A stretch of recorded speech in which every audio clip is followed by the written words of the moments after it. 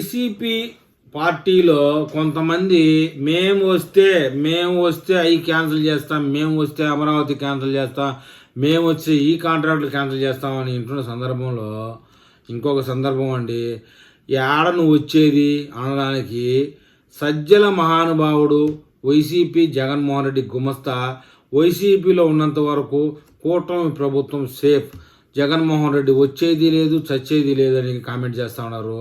మరి ఈ విషయంలో మనం పూర్తిగా విశ్లేషణ చేద్దాం. మహాభారతంలో దుర్యోధనుడు పతనానికి పాండవులు కారణం అని చెప్పుకుంటాం, కానీ అతని పతనానికి ప్రధాన కారకుడు శకుని. చివరకు దుర్యోధనుడి పక్కనే ఉంటూ తప్పులు చేయిస్తూ చివరికి దుర్యోధనుడితో సహా యావత్ కౌరవ వంశం నాశనం అయ్యేలా చేశాడు.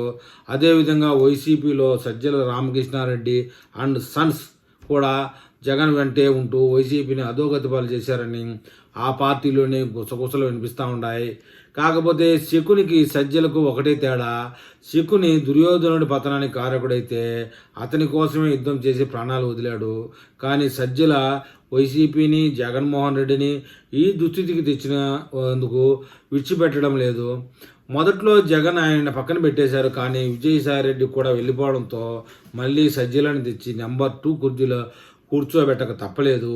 తిరిగి తనని తెచ్చుకోక తప్పని పరిస్థితి సజ్జలు కల్పించారా, లేదా ఓటమి కారణంగా సజ్జల లేకుండా వైసీపీని నడిపించలేని దయనీయ స్థితికి చేరారా అని ఆలోచిస్తే రెండిటికీ సజ్జలే కారకుడు, ఆ విషయం చెప్పక తప్పదు.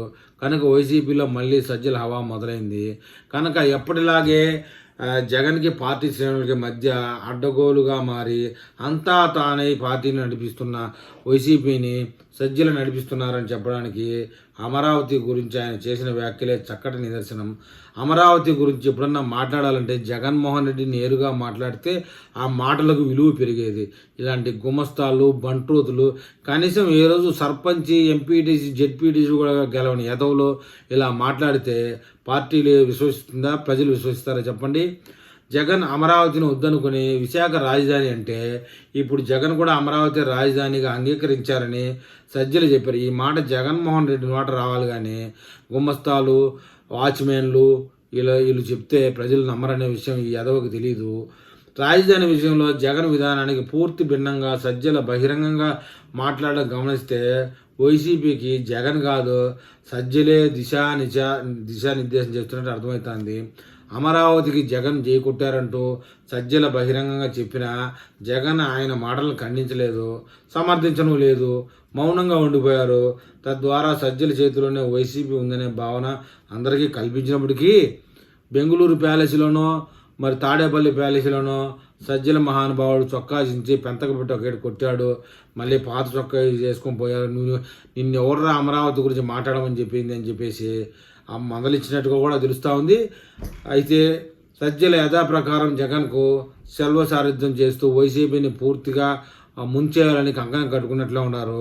కనుక నెంబర్ 2 కుర్చీలో సజ్జలు కూర్చున్నంత వరకు కూటమి ప్రభుత్వం దిగులు పడాల్సిన అవసరం లేదు. పడితే గిడితే వైసీపీ నేతలు కార్యకర్తలే దిగులు పడాలని చెప్తున్నారు. మరి ఈ విషయంలో మన ఏపీ ప్రజలు ఏమని కామెంట్ చేస్తారో చూద్దాం.